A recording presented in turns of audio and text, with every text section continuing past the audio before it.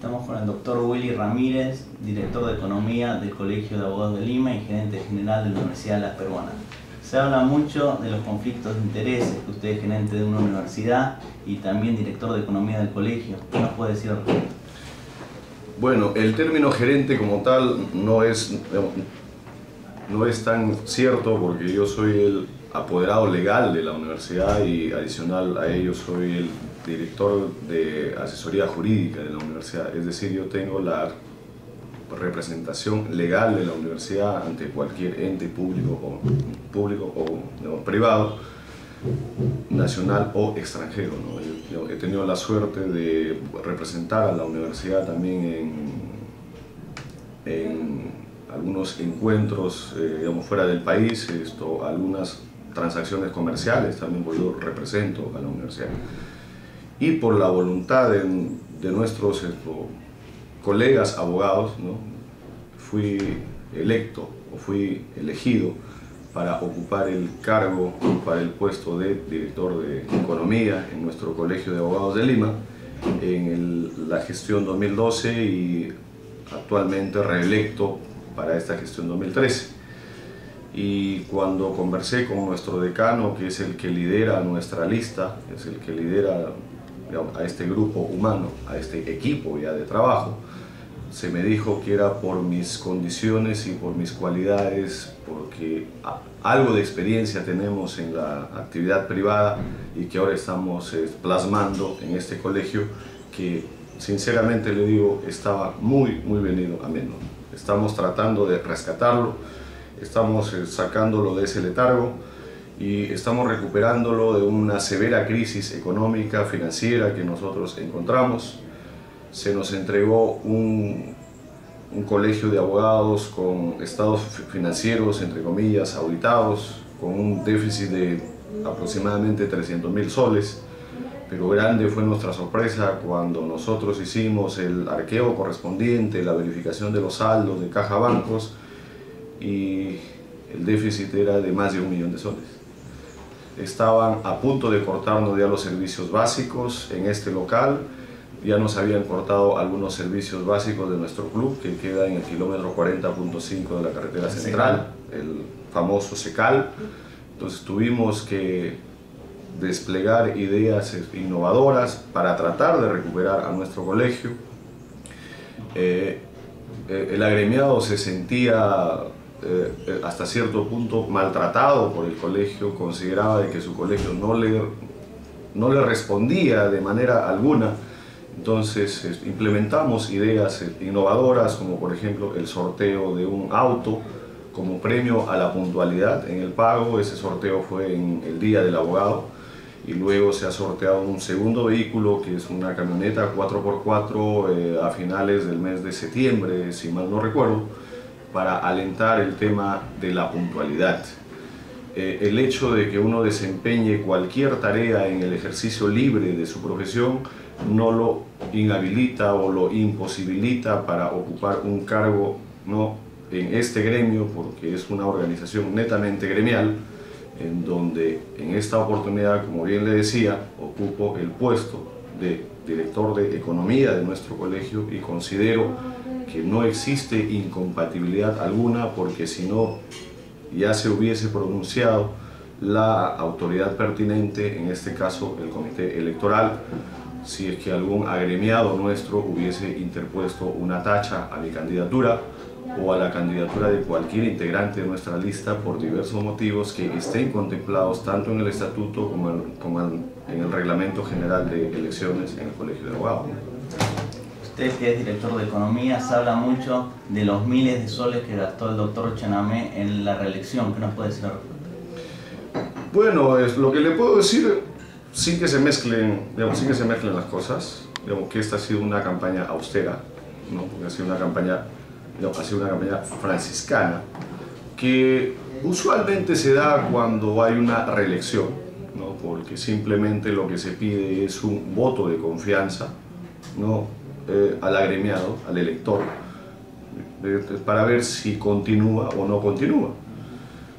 Yo no he manejado el fondo de la campaña, porque yo estuve dedicado exclusivamente al manejo de la economía de nuestro colegio, y créame y tenga por seguro de que de nuestro colegio de abogados no se ha cogido ni un centavo con fines electorales. Están las cuentas claras, ustedes pueden pedir toda la información que se requiera, porque no es correcto, no es ético y tampoco es moral y es ilegal de que se cojan fondos de nuestro colegio, fondos de nuestros colegas agremiados, aportes de ellos para una campaña electoral. Yo le garantizo y le doy mi palabra de que no se ha tocado ni un sol de los fondos de nuestro colegio para campaña electoral. Se habla mucho de la adquisición de una ambulancia que no se compró, sino que se alquiló. ¿Qué nos puede decir al respecto? Al respecto, bueno, eso ya se ha hecho prácticamente una leyenda urbana. Bueno, en lo que a mí respecta, yo le voy a decir qué es lo que tengo conocimiento. En los primeros meses de la gestión se acercó una empresa cuyo nombre no recuerdo, ¿no?, a ofrecernos en donación una ambulancia, en donación. Bueno, ellos mismos se encargaron de hacer una ceremonia de entrega de la ambulancia, invitaron ellos a la vicepresidenta de la República, al alcalde de Miraflores. Entonces el colegio lo único que hizo fue recibir, ¿no?, recibir ese bien. Si alguien viene, bueno, y me dice, te voy a regalar este vaso, yo lo recibo, ¿no?, de buena fe. Pero, como se dice vulgarmente, la carne venía con hueso. Porque cuando ya se nos hace entrega de la documentación de la ambulancia, era con la condición de que se contrate un servicio durante 8 años, si mal no recuerdo, y con una merced conductiva o con un pago, una renta mensual sumamente alto, que créanme, que con todo ese fondo, con todo ese desembolso, tranquilamente comprábamos 4 ambulancias. O sea, de alguna manera fue una estafa, pero en este caso una estafa que le quisieron hacer o que le hicieron al colegio. Que no se logró concretar, ¿no? Por eso le quisieron hacer. Quisieron hacerlo. Entonces, reunidos en junta directiva, con la opinión de nuestro director de bienestar, ¿no?, que es el encargado del policlínico, de los consultorios y todo lo demás, se optó por desistir de esto, porque iba en contra de la economía del colegio y en vez de ser un beneficio, finalmente terminaba siendo un perjuicio para nuestro colegio. Imagínense, durante tantos años pagando una renta mensual, digamos, era mucho mejor comprar ambulancias nuevas, ¿no?, porque estas donaciones de este tipo de empresas, el nombre no recuerdo en este momento, están amañados, ¿no? O sea, hay un interés oculto finalmente y se optó por no recibir esta ambulancia y se la llevaron. Ahora, de que se ha comprado ambulancia, no se ha comprado ninguna ambulancia. De que se iba a recibir en donación, se iba a recibir. Pero cuando revisamos la documentación y cuáles eran las condiciones para esa donación, optamos por desistirnos de ello, porque resultaba perjudicial para la economía de nuestro colegio. Se habla mucho de un convenio que hay entre la Universidad de las Peruanas y el Colegio de Abogados. ¿Es un monopolio o hay opción para que otras universidades del país tengan convenio con el colegio? Vea, cuando nosotros nos instalamos, una de las primeras acciones de nuestro decano y de la actual junta directiva fue en coordinación con la Asamblea Nacional de Rectores, ¿no?, a quienes se les solicitó la base de datos de todas las universidades del Perú, fue enviar sendas cartas de intención a todas las universidades del Perú. Y en la Secretaría de Decanato obran los cargos de dichas cartas a casi 100 universidades del Perú. Solo han respondido hasta el momento 4 o 5.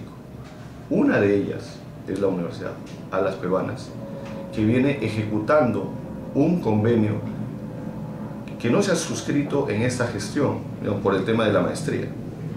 Ese convenio es de la gestión anterior con el decano Ñique de la Puente, y que fue gestionado por la entonces directora de Derechos Humanos, que era la doctora Ruth Monge. Y hay una primera promoción de maestría que está egresando. Lo único que hemos hecho nosotros en esta gestión es relanzar la maestría, ¿no? Hacer conocer cuáles son los beneficios de ella. Y si hay una oferta, hay una demanda.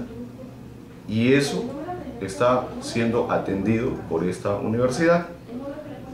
Yo, por lo mismo que soy funcionario de la universidad, yo no tengo participación alguna en esa maestría, ¿no? Porque de eso se encarga decanato y la dirección académica. Yo soy el director de economía. O sea, en este convenio usted no fue parte de él como representante de la universidad.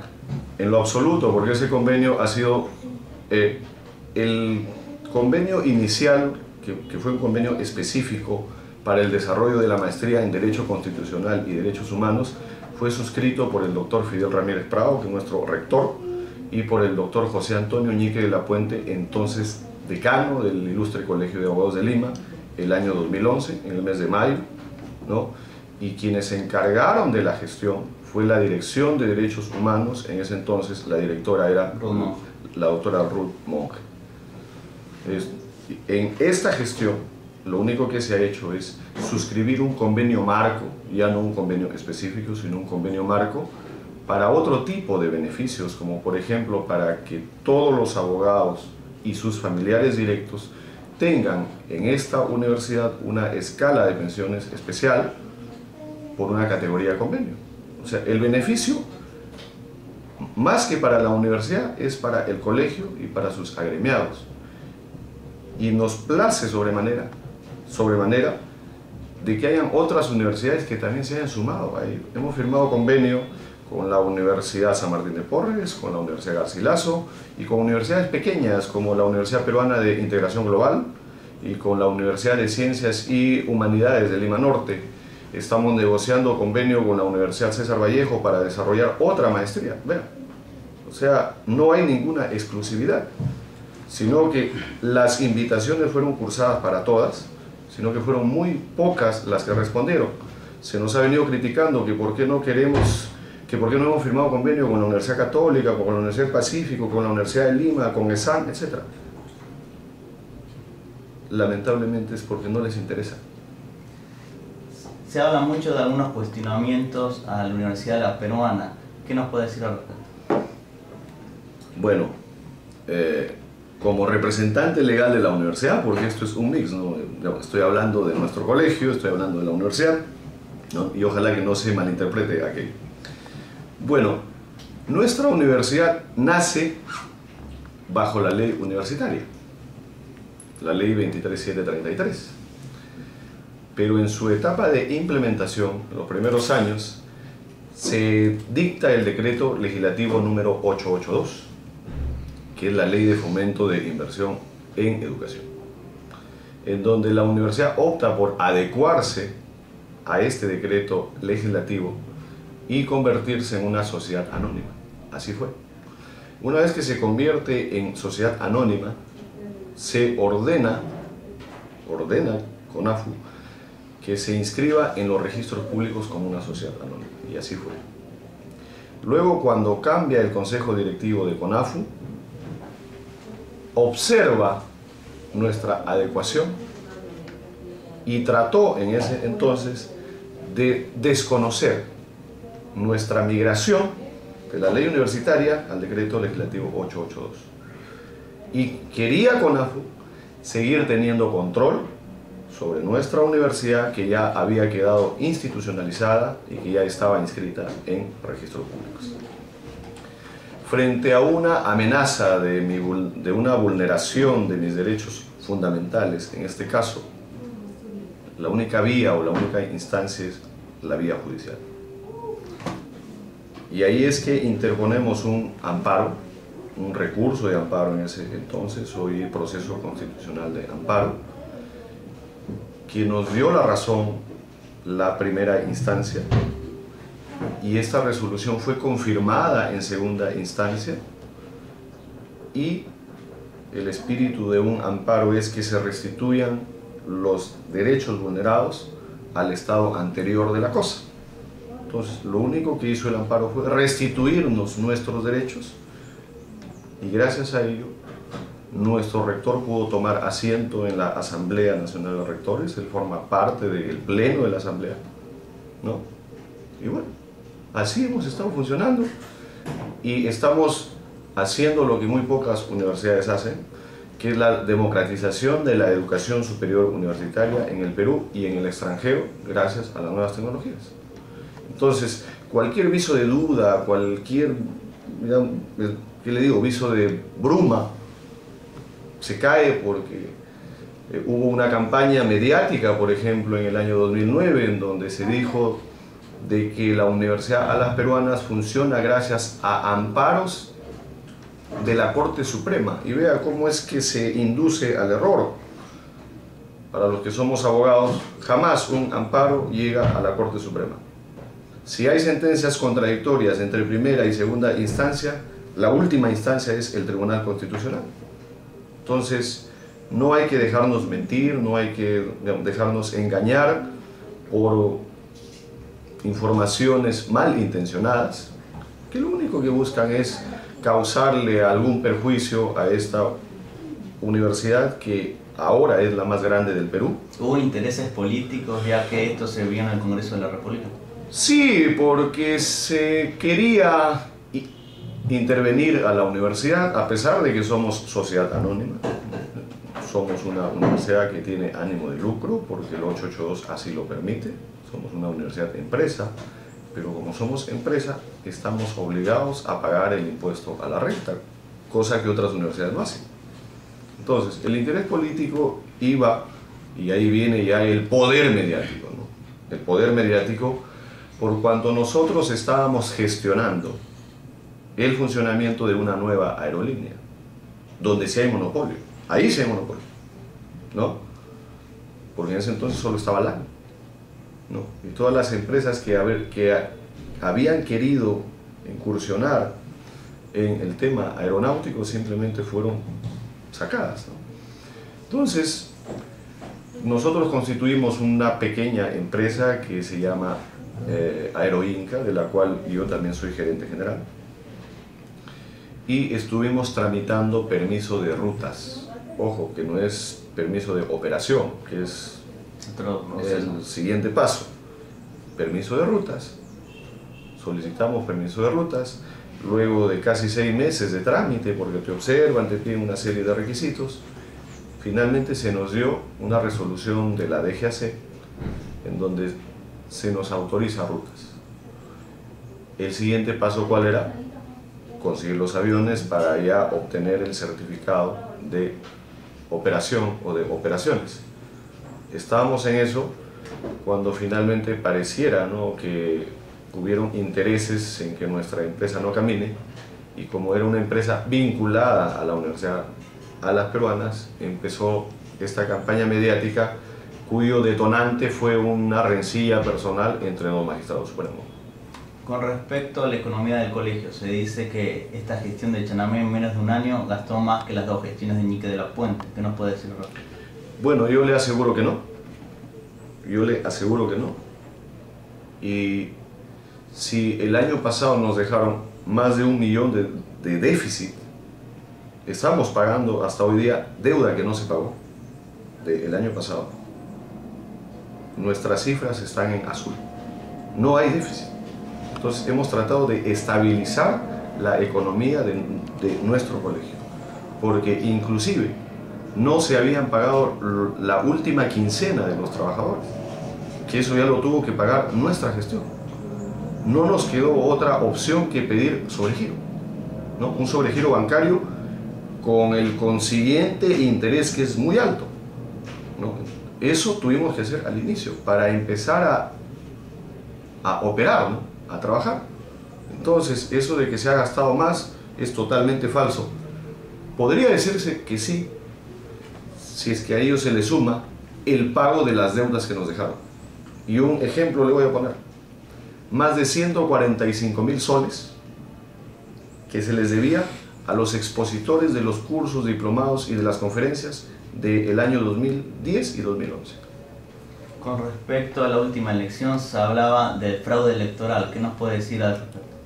Bueno, no ha habido ningún viso de fraude, ¿no? Por cuanto las elecciones han sido limpias y transparentes.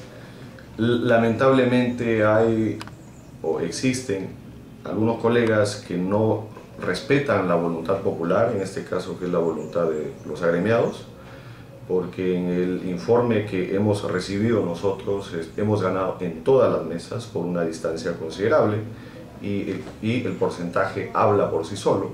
Estamos hablando de un 54% de nuestro candidato o de nuestra lista frente a un 16% de la lista que le sigue. Entonces la distancia es bastante considerable. Si se tomaría en cuenta de que la distancia es de 1 punto, 2 puntos y hay un margen de error de más o menos 5%, podría decirse que quizás haya una sospecha de fraude que además se tiene que probar. Y con el tema de la tacha, porque se dice que el candidato Chanamé violó la ley electoral haciendo publicidad en 2 medios nacionales el mismo día de la elección y que había material de campaña dentro del local de votación. ¿Qué sabe al respecto?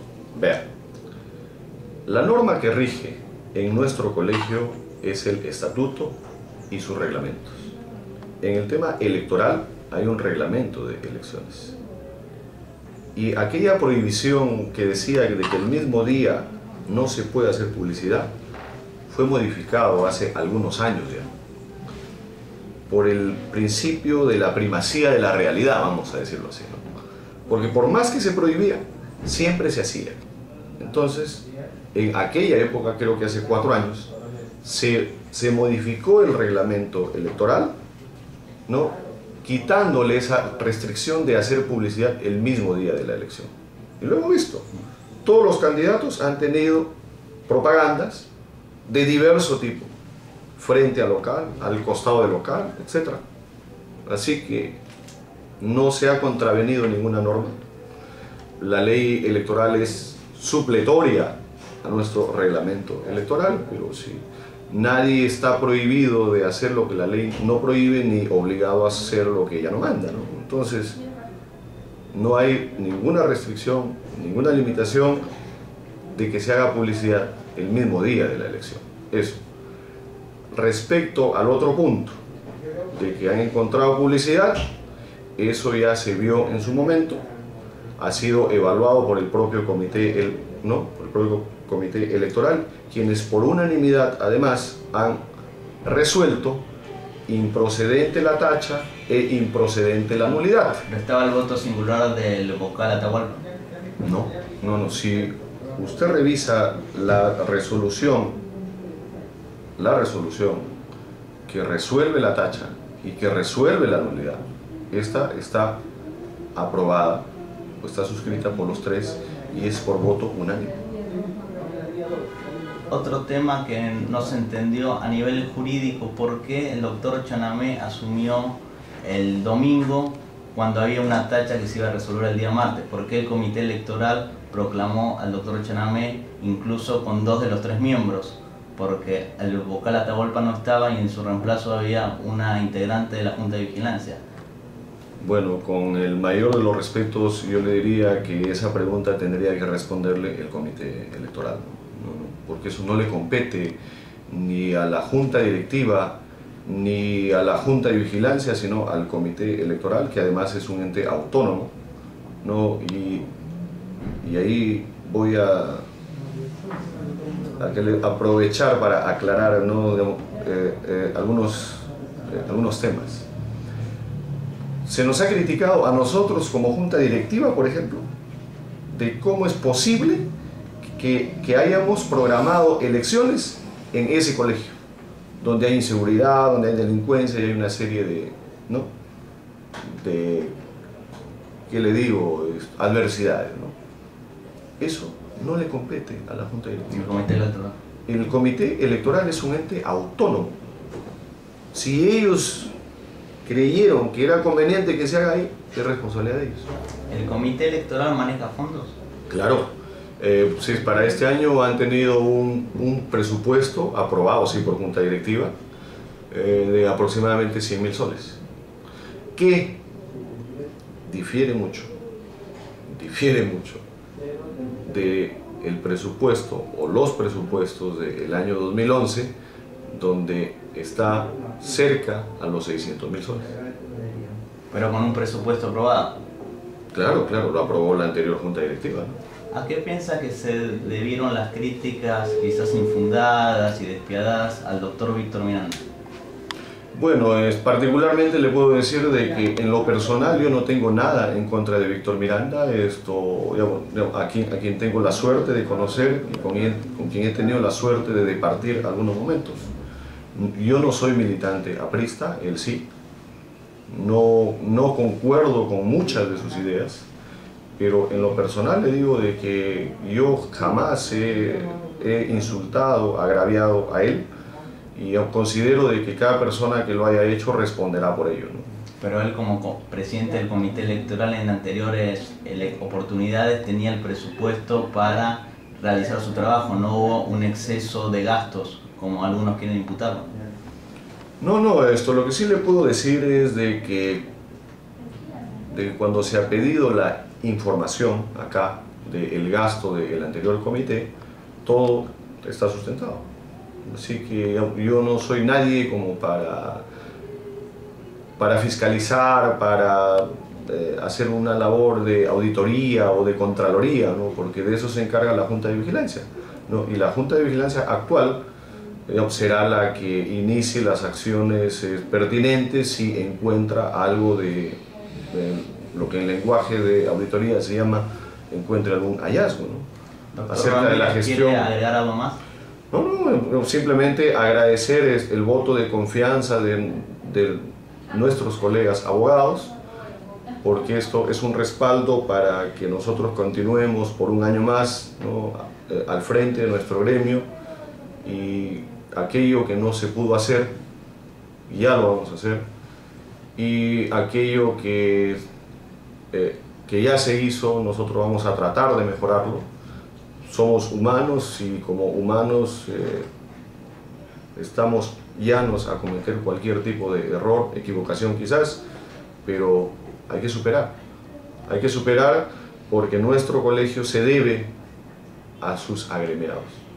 Ejemplo, queremos de que nuestros agremiados se identifiquen mucho más con el colegio, porque del número histórico de los agremiados, que está alrededor de los 57.000, solamente tenemos activos a 29.000, ¿no? Entonces nuestra tarea también es recuperar a aquel abogado, aquel colega que por diversos motivos, que por diversas razones ha dejado de estar vinculado a su colegio y que no le asiste ningún beneficio si es que eso sucede, ¿no?